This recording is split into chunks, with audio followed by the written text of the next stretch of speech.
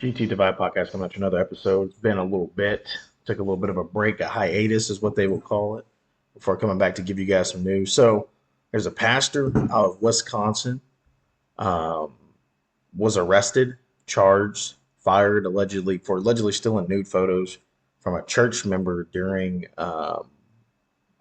life group. So it's another dude's wife. I guess he wanted her phone or had something to do with her phone. So he airdropped some pictures from her phone to him. He got found out. Um, Obviously, it caught him with his pants down in this situation, and ended up getting arrested for it because you obviously can't do that. That's against the law. And the church also fired him too. Um, this lady's got a little bit of detail, and then we'll kind of break down some of this and how it pertains to some of the things I've been talking about with issues inside the Western Church. This is quite a story. I'm going to try to get to it in just a few minutes and explain it as simply as possible. But this is not in Dallas Fort Worth, and it's not in Texas. It is in Wisconsin, Kenosha, Wisconsin, at Journey Church. And this pastor, Gabe Mills, was the guest experience pastor. I'm not really sure what that means, but in these types of megachurches, evangelicals like to have all kinds of positions with titles like this. So Gabe was. I'm guessing just for you guys, of the way she's talking about him, I don't think that she's a fan of churchgoers or church pastors, or she may have had a bad experience. And you could kind of tell by her tone and just the way she's talking about it. So obviously, I'm gonna give a different spin than she's gonna give, but I like to kind of let her talk because I don't know why she had to mention this is not Dallas or this is not Fort Worth. I don't understand that. Doesn't make a whole lot of sense to bring a whole other state in when it literally says on the clipping is Wisconsin. And so I don't understand that from her, but I could tell by her tone that she obviously has a vendetta against the church. So she may have had some issues in the past. So she's going to utilize this opportunity to be able to make light of a situation, essentially. I'm not going to do that, but I just want to kind of let you guys know that's kind of the vibe that she's giving off right now.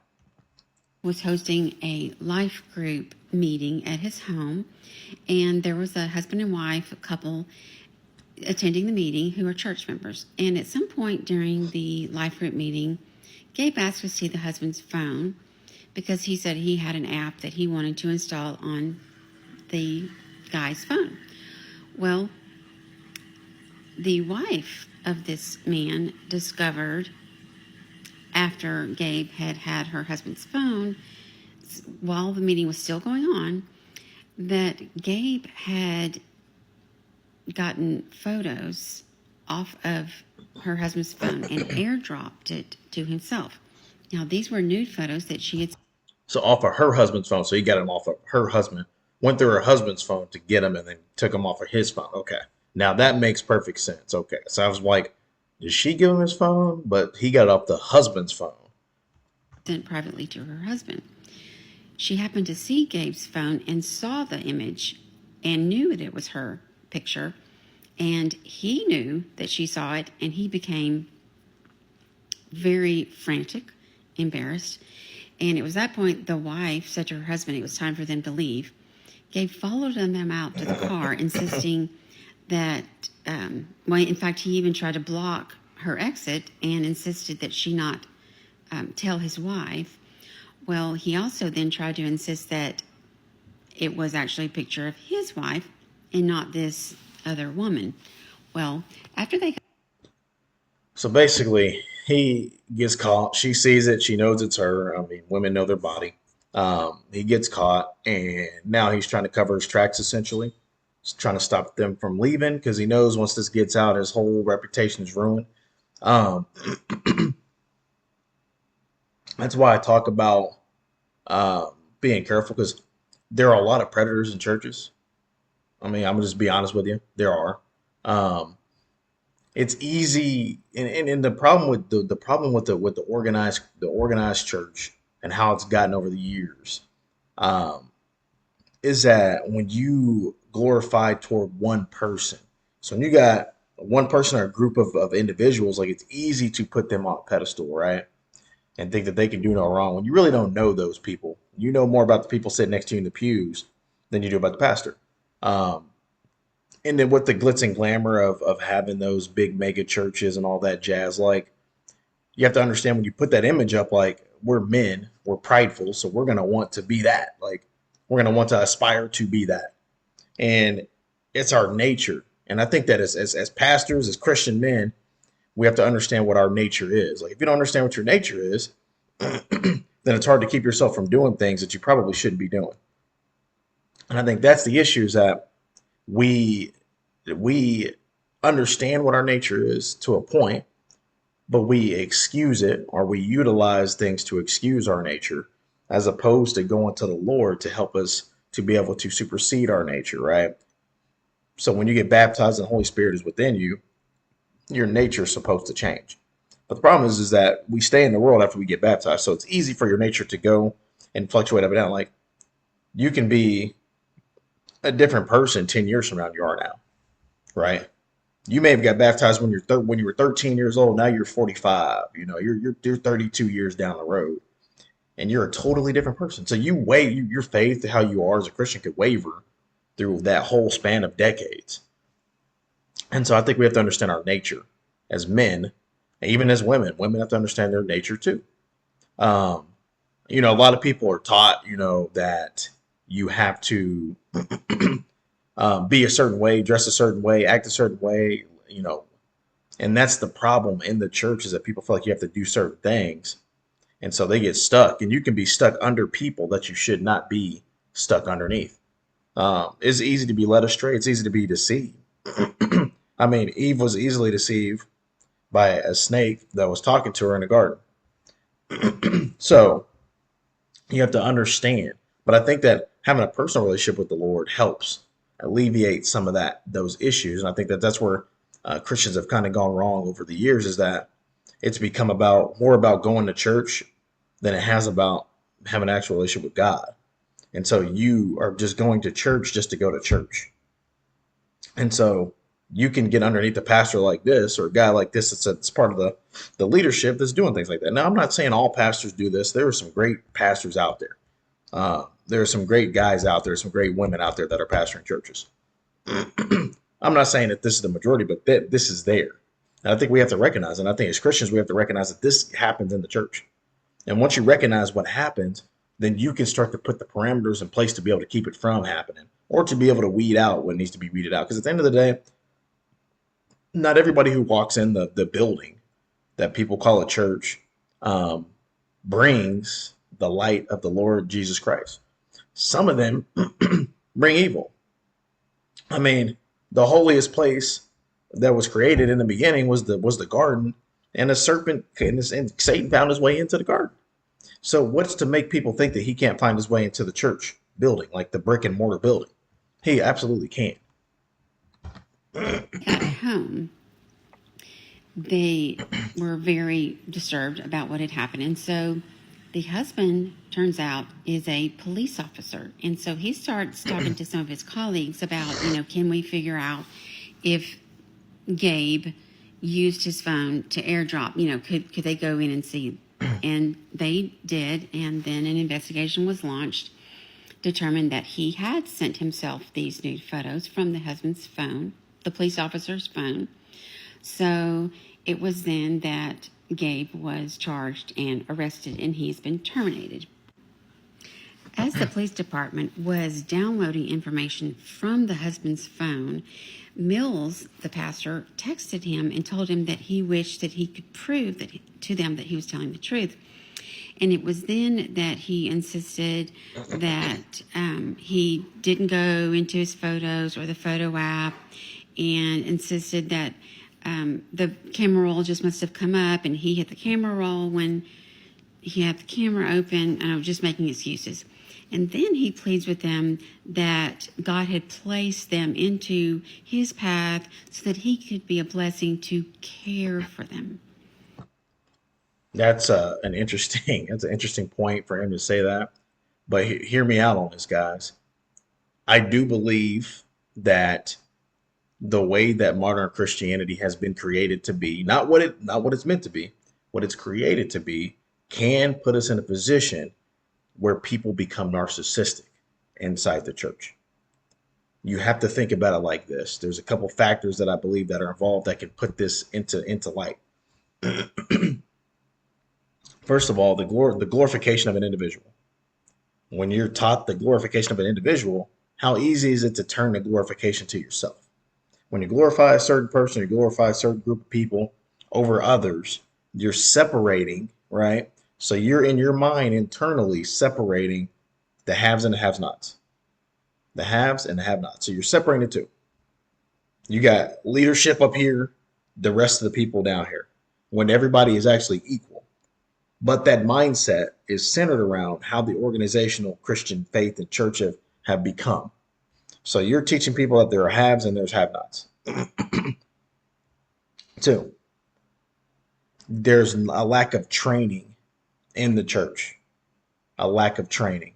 So you're not training people to be better wives, to be better husbands, to be better fathers, to be better sons, to be better mothers, to be better people in civilization. You're motivating people every single Sunday. Just come, let's get motivated every single Sunday.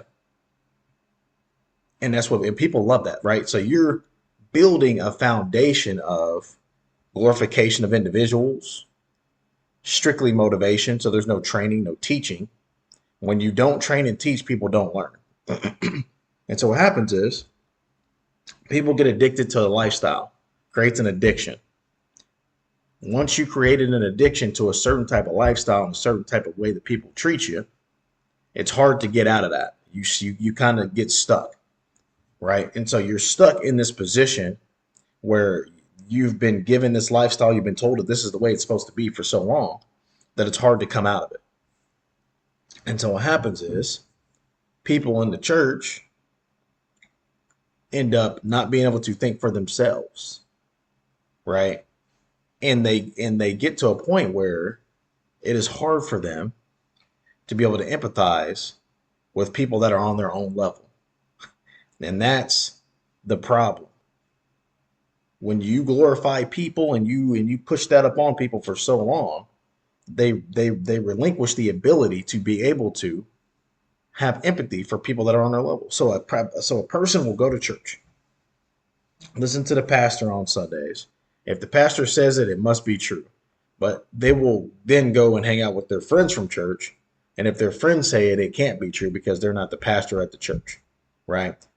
That's what I mean by you have created a mindset, a lifestyle of glorification as opposed to a lifestyle of righteousness. And that's the reason why I talk about righteousness so much on the podcast, because being righteous is different than people think, right? And so that's what happens in these situations. You get guys like this that have been brought up in that lifestyle. Now he thinks he's above the law, right? He thinks he's above the law. Can't nothing can touch him because of his position and because of how people treat him in his position, right? As an officer, you're expected to be able to be a more upstanding citizen than a regular citizen, right? But as a pastor, you're not. You're given excuses for why or why not. And I feel like a lot of that in the church also, which brings me to point number 3, is the excuse of we are sinners has been glorified as an excuse for bad behavior. So the mindset of we are sinners is what people use when they have bad behavior. Well, I'm a sinner. I'm going to give myself grace. Those same people that give themselves grace like that won't give somebody else the same grace that they give themselves, right? Grace is a gift. It's not something it's not a selfish act. But the church can turn it into that. So now we have a generation of people that believe that they are above the law. They glorify themselves or other people. They believe that there is separation between who with the haves and the have-nots. And then they utilize the what God has called us to do, and then what we are as an excuse. They say this we are sinners, so we're going to sin. We're just all sinners. But as soon as they catch you doing something, or you do something that they perceive as a sin, they on top of you, but they'll give themselves grace because grace is a gift. And I think that the church has forgotten that piece. Grace is a gift. It is 100% a gift. It's not a selfish act. Like you don't just give yourself grace, right? Grace comes from somebody else. So, but we've turned it to selfishness to where we give ourselves grace now. and we don't give other people the same type of grace we give ourselves. And that's when you get like this, where you got a guy, a pastor of church, who's basically saying, hey, I'm above the law. I know I did wrong, but God put me here, right? Basically going toward the point of I'm a sinner, right? But he's trying to justify his actions. People will justify their actions when they become of this mindset in the church. They will justify their actions 100% of the time because of nature. But what they won't do is allow other people to justify their actions in the same manner. So therefore, they've idolized themselves. The modern church makes it easy for people to idolize themselves. And then you get this. And so my hope is that we as churchgoers, we as church people will hold each other accountable. Number one, we'll start to teach again. I remember back in the day, man, churches was teaching. Like it was all about teaching. You know, you had the nuclear family was still a thing. Husbands and wives stayed together. They figured out how to be good because nowadays you don't even you don't even get taught how to be a good husband and wife at church no more. You don't get taught how to be a good parent.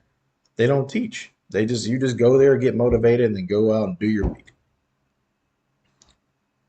There's a point in time when I know people say organized religion is good, yada yada yada. There's a point in time where it becomes too organized, way too organized, where you can't alleviate and make changes to fit what is needed by the people in the congregation. Like, how often do pastors ask what the congregation needs? They'll tell you God gave them the word, but God would also give you what they need. Like He would tell you to ask them what they need. Because a lot of times when Jesus walked the earth, He was asking people, "What do you need?" Let that be verbiage that is used in the church today, and we can avoid things like this where they're trying to make us look bad, essentially. But yeah, this guy definitely deserves jail time. I mean, you can't do that. Um, and just another way to basically bolster to put a damper on the image of Christianity in Western culture today. That's part of the issue. I hope that we can fix it, but it's going to take Christians stepping up to make this thing change. It's GT the Vibe podcast, though. Like, subscribe, share. I'm out.